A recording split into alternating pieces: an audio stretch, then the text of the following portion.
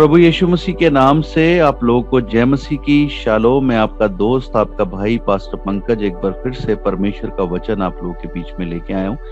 और जबकि आप इस वचन को हमारे YouTube channel serving people in need of fellowship पे सुन रहे हैं, सो मेरी आपसे विनती है, प्रार्थना है, अगर अभी तक आपने इस चैनल को सब्सक्राइब नहीं किया है तो कृपा करके कर दीजिए। साथ ही में बेल बटन दबा दीजिए और इसको शेयर करना मत भूलें।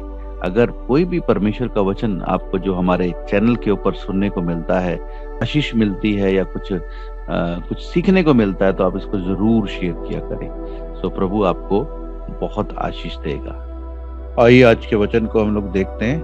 हम पढ़ेंगे कुलुसियों की पत्री, उसका 2 अध्याय उसकी 12 आयत से पढ़ेंगे। कुलुसियंस चैप्टर 2 वर्स 12 से हम देखेंगे क्या लिखा है। और ये वचन जो है प्रभु यीशु मसीह के जी उठने के बारे में हमें बताता है। अभी पिछले दिनों में हमने यीशु मसीह के जी उठने को मनाया और हमने देखा कि यीशु मसीह हमारे लिए मारा गया, गाड़ा गया, तीसरे दिन मुर्दों में से जी उठा। और आइए हम लोग इस वचन को देखें, आज का वचन हमें क्या सिखाता है। हम पढ़ेंगे कुलुसियों उसका 2 अध्याय उसकी 12 आयत से देखेंगे। और उसी के साथ बपतिस्मा में गाड़े गए और उसी में परमेश्वर की शक्ति पर विश्वास करके जिसने उसको मरे हुओं में से जिलाया, उसके साथ जी भी उठे। देखिए वचन क्या बताता है। बाइबल बताती है यीशु मसीह मारा गया, गाड़ा गया, तीसरे दिन मुर्दों में से जी उठा। और यीशु मसीह मुर्दों में से जी उठा, इस बात को हम हर साल मनाते हैं, है ना। अच्छी बात है, हम हर साल मनाते हैं। पूरी दुनिया में इस साल दिन को मनाया जाता है, लेकिन बड़ी खास बात इसमें देखने वाली, यीशु मसीह मुर्दों में से जी उठा, अच्छी बात है, लेकिन मेरे लिए नहीं है। यीशु मसीह, आप पहली बार इस वचन को सुन रहे हो तो ये आपके लिए एक नई बात हो सकती है, लेकिन उन लोगों के लिए, यानी हो सकता आपके लिए भी, जब आप काफी समय से मसीह में हो, ये बात आपके लिए एक पुरानी बात हो चुकी है कि यीशु मसीह मुर्दों में से जी उठा है ना। यीशु मसीह हमारे लिए मुर्दों में से जी उठा, ये हमारे लिए पुरानी बात है। लेकिन इस बात में एक नई खास बात क्या है, वचन क्या कहता है, हम 12 आयत पढ़ के देखेंगे दोबारा से। और उसके साथ बपतिस्मा में गाड़े गए। हाँ, देखिए, उसके साथ बपतिस्मा में गाड़े गए। जब हम लोग बपतिस्मा लेते हैं, है ना, या जितने लोगों ने बपतिस्मा लिया है वो ये बात समझ लें कि बपतिस्मा जो है एक कब्र के समान। आप देखते हैं जब आपका बपतिस्मा होता है तो पानी में डुबकी दी जाती है। जब आप पानी के अंदर जाते हैं तो वो क्या है, वो एक कब्र को दिखाता है, वो एक मौत को दिखाता है, आपके दफनाए जाने को दिखाता है। तो क्या बोलता है, उसके साथ बपतिस्मे में गाड़े गए, और आगे क्या लिखा है, उसी में परमेश्वर की शक्ति पर विश्वास करके। हाँ, उसी में, पहले कहता है उसके साथ बपतिस्मे में गाड़े गए। जब आप बपतिस्मा लेते हैं तो याद रखिए आप उसके साथ गाड़े गए, और उसके बाद कहता है उसी में परमेश्वर की शक्ति पर विश्वास करके, आगे, जिसने उसको मरे हुओं में से जिलाया, जिसको उसने मरे हुओं में से जिलाया, यानी कि यीशु मसीह को, है ना, उस सामर्थ ने, उस शक्ति ने मरे हुओं में से जिलाया है। तो आगे क्या कहता है, उसके साथ जी भी उठे। उसने आपको भी मुर्दों में से जिलाया है। यीशु मसीह को मरने की कोई जरूरत नहीं थी, क्योंकि यीशु मसीह परमेश्वर, उसे मरने की जरूरत क्या है। लेकिन याद रखिए, यीशु मसीह मरा क्यों? यीशु मसीह इसलिए मरा ताकि हम लोग भी जो पाप में जी रहे हैं, पाप के जीवन में मरकर, है ना, और परमेश्वर की शक्ति पे विश्वास कर कर मुर्दों में से जी उठे। जब यीशु मुर्दों में से जी उठा, उसने हमें भी मुर्दों में से जिलाया। आज हम दुनिया भर में यीशु मसीह के जी उठने के दिन को मनाते हैं। याद रखिएगा, ये यीशु मसीह का जी उठने का दिन ही नहीं है, ये आपका भी जी उठने का दिन है। अगर आपने बपतिस्मा लिया है, अगर आप यीशु मसीह की शक्ति पर, है ना, यीशु मसीह पर, परमेश्वर की सामर्थ पर विश्वास करते हैं, तो उसने आपको भी नए जीवन में जिलाया है ना। देखिए, एक आयत मैं आपके साथ देखना चाहता हूं, पढ़ेंगे यूहन्ना की अंजीर उसका 12 अध्याय, उसकी 24 आयत देखेंगे। Gospel of John chapter 12 verse 24 क्या कहती है, हम देख लेंगे एक बार। जन क्या कहता है? मैं तुमसे सच सच कहता हूँ कि जब तक गेहूं का दाना भूमि में पड़कर मर नहीं जाता, वह अकेला रहता है। गेहूं का दाना भूमि में जाकर मर नहीं जाता है, वह अकेला रहता है। आगे।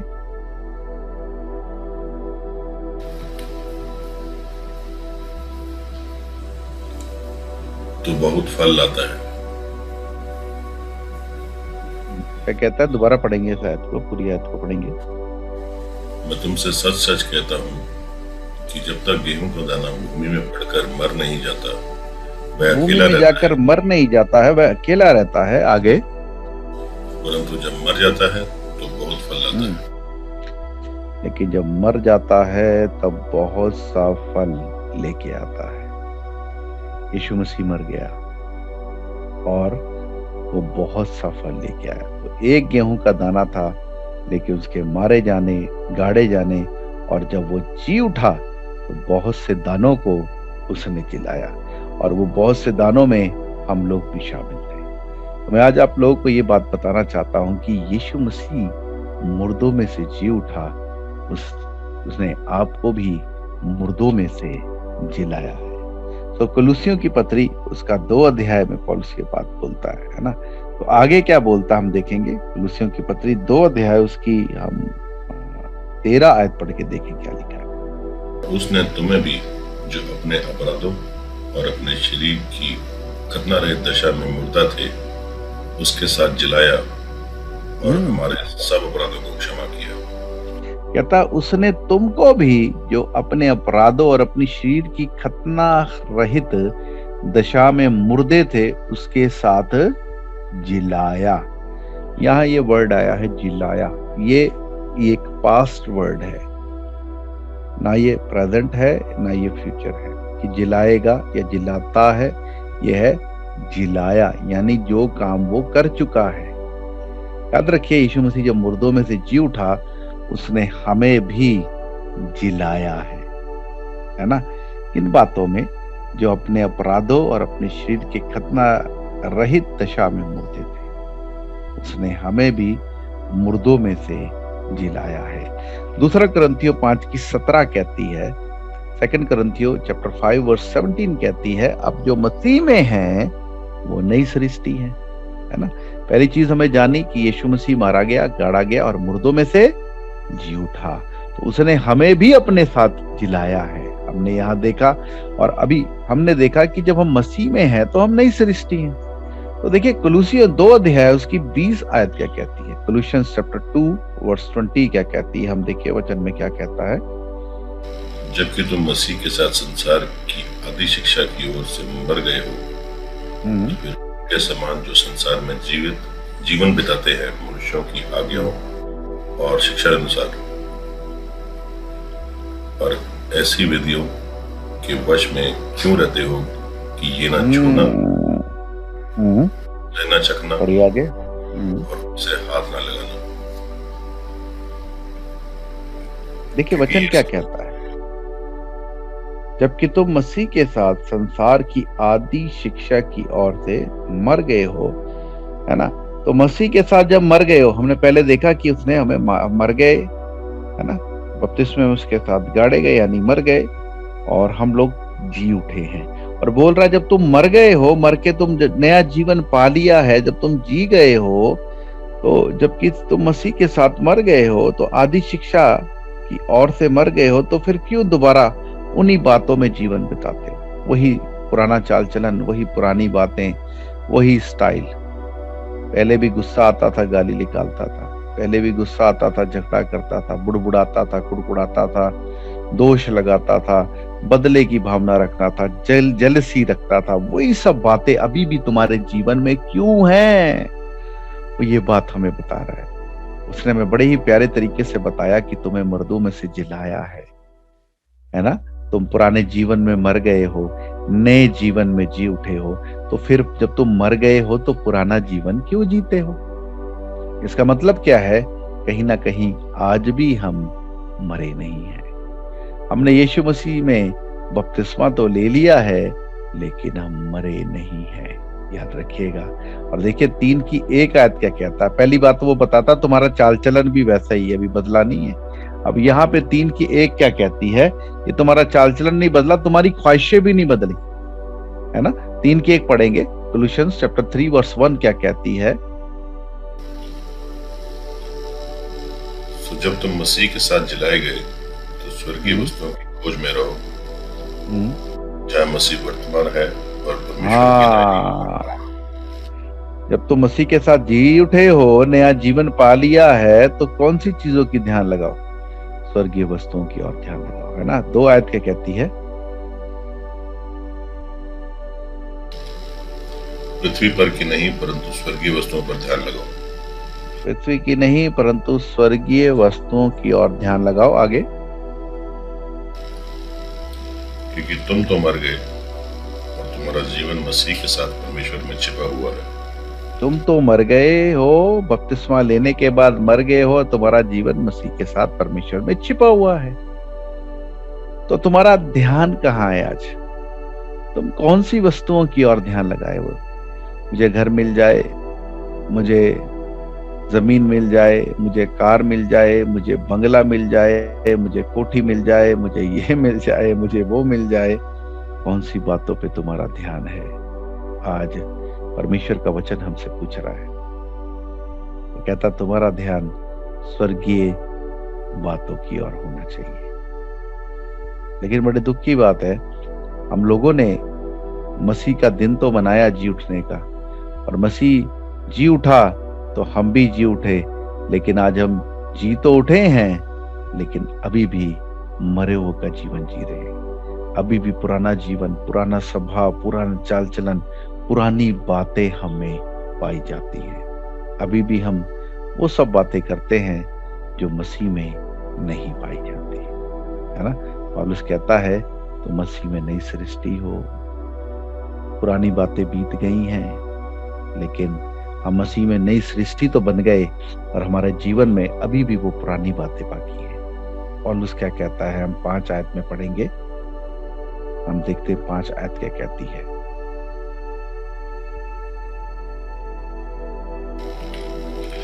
इसलिए अपने उन अंगों को मार डालो जो पृथ्वी पर है, अर्थात तुम उन अंगों को मार डालो जो पृथ्वी पर है, अर्थात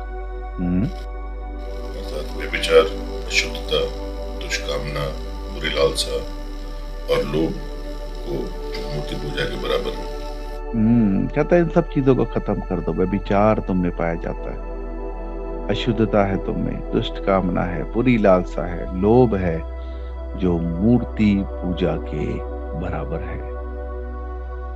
हम कहते हैं मसीह में आके हमने मूर्ति पूजा छोड़ दी, लेकिन अगर इनमें से 5 बातों में से एक बात हमारे जीवन में है, तो ये सब मूर्ति पूजा के बराबर है। आगे वो क्या कहता है, पढ़ेंगे। इन्हीं के कारण परमेश्वर का प्रकोप आज्ञा न मानने वालों पर पड़ता है। हाँ, इन्हीं के कारण, इन्हीं बातों के कारण परमेश्वर का गुस्सा जो है वो आज्ञा ना मानने वालों के ऊपर है। समझ रहे?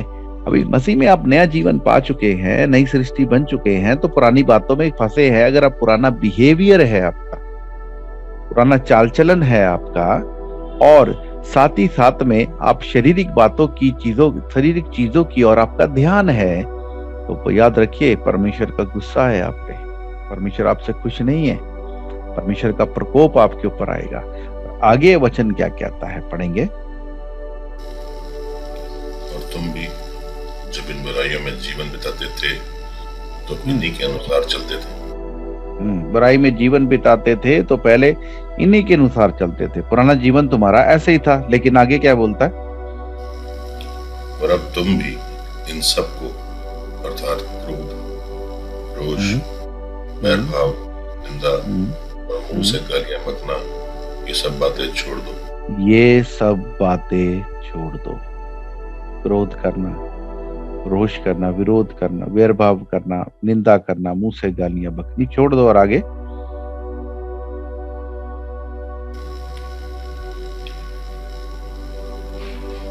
एक दूसरे से झूठ मत बोलो, क्योंकि तुमने पुराने मनुष्यत्व को उसके कामों समेत उतार डाला है। क्या तुमने पुराने मनुष्यत्व को उसके कामों के समेत उतार दिया है, या अभी भी आप झूठ बोलते हैं, बैरभाव करते हैं, निंदा करते हैं, उसे गाली बकना आपके जुबान में है, तो आपका बपतिस्मा लेने का कोई फायदा नहीं है। मैं क्षमा चाहता हूं, आप मसीह में ना तो मारे गए हैं, और जब तक मारे नहीं गए, पुराने जीवन में मरे नहीं हैं, तो नए जीवन में कैसे जी उठेंगे। जब तक पुराना जीवन नहीं खत्म हुआ, नया जीवन कैसे जिएंगे। सबसे पहले आपको पुराने जीवन को मारना है, पुरानी बातों को, पुरानी ख्वाहिशों को, पुराने चाल चलन को मारना है। और जब ये सब मर जाएंगी, तभी आप मसीह में जी उठेंगे।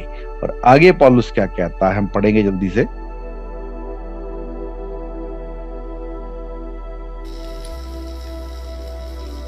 एक दूसरे से झूठ मत बोलो, क्योंकि तुमने पुराने मनुष्यत्व को उसके कामों समेत उतार डाला है, आगे। और नए मनुष्यत्व को पहन लिया है, जो अपने सृजनहार के स्वरूप के अनुसार ज्ञान प्राप्त करने के लिए नया बनता जाता है। और नए मनुष्यत्व को पहन लिया है, जो अपने सृजनहार के स्वरूप के अनुसार ज्ञान प्राप्त करने के लिए बनता जाता है। तो याद रखिए, अगर आप मसीह में नई सृष्टि बनना चाहते हैं, अगर आप मसीह में जी उठना चाहते हैं, तो आपको पुराना जीवन खत्म करना पड़ेगा। यीशु मसीह मुर्दों में से जी उठा, अच्छी बात है, बहुत खुशी की बात है, लेकिन अगर आप मुर्दों में से जी उठना चाहते हैं, अगर आप नया जीवन प्राप्त करना चाहते हैं, तो आपको भी मरना पड़ेगा। जब तक आप मरेंगे नहीं पुराने जीवन में, पुराने स्वभाव में, यीशु मसीह का मुर्दों में से जी उठना व्यर्थ ठहरा। वो क्यों मुर्दों में से जी उठा, अगर आप ही नया जीवन प्राप्त नहीं कर रहे। तो आज मैं आप लोगों को कहना चाहता हूं, इन आयतों को जो मैंने कुलुसियों 2 अध्याय और 3 अध्याय में से पढ़ाई हैं, इन आयतों को मनन करें और पुराने जीवन को छोड़ें, पुरानी बातों को छोड़ें, क्योंकि यीशु मसीह आपको नया जीवन देना चाहता है। यीशु ने कहा, चोर चोरी करने, नाश करने, घात करने आता है, मैं इसलिए आया हूं ताकि तुम जीवन पाओ, और वो भी बहुतायत का। खुदा आपसे प्यार करता है, इसलिए उसने अपने इकलौते पुत्र को आपके लिए बलिदान किया है। उसकी कुर्बानी को व्यर्थ ना जाने दे। वो आपके लिए मारा गया, गाड़ा गया और मृतों में से जी उठा है। और आप जब तक मारे नहीं जाएंगे, गाड़े नहीं जाएंगे पुराने जीवन में, आप नए जीवन में जी नहीं उठ सकते। यीशु मसीह का पूर्णधान होना, यीशु मसीह का रिजरेक्ट होना, यीशु मसीह का मुर्दों में से जी उठना व्यर्थ ठहरेगा अगर आप मुर्दों में से नहीं जिएंगे। और आप मुर्दों में से तब तक नहीं जी उठ सकते जब तक आप मरेंगे नहीं। इसलिए आपको अपने पुराने जीवन में, पुराने चाल चलन में, पुरानी सोचों में, पुरानी डिजायर्स में मरना होगा। तो प्रभु चाहता है कि आप नया जीवन पाएं। आइए अपनी आंखों को बंद करें हम लोग और इस समय प्रार्थना में जाएं। सर्वशक्तिमान पिता परमेश्वर, प्रभु यीशु मसीह, हम आपका धन्यवाद और तारीफ करते हैं क्योंकि आप भले और महान हैं। आप सृजनहार हैं, सृष्टिकर्ता परमेश्वर है प्रभु। आप सब लोगों पे दया करने वाले हैं प्रभु। इस समय प्रभु हमने आपके वचन से सीखा प्रभु कि आप हमारे लिए मारे गए, गाड़े गए और तीसरे दिन मुर्दों में से जी उठे पिता। और आप चाहते हैं हम नया जीवन पाए प्रभु, वो भी बहुतायत का जीवन पाए। तो प्रभु होने दे प्रभु, हम पुराने जीवन को छोड़ते हैं प्रभु, पुरानी ख्वाहिशों को छोड़ते, पुरानी बातों को, पुराने स्वभाव को छोड़ते हैं और आप में नया जीवन प्राप्त करते हैं प्रभु। आपकी दया, आपका अनुग्रह हम पे बना रहे प्रभु। और मैं प्रार्थना करता हूँ इतने भाई बहन बुजुर्ग बच्चे इस प्रार्थना को सुन रहे, इस वचन को सुना है, उनको भी नया जीवन दे, उन पे दया करे प्रभु यीशु के नाम से। आमीन, आमीन, आमीन।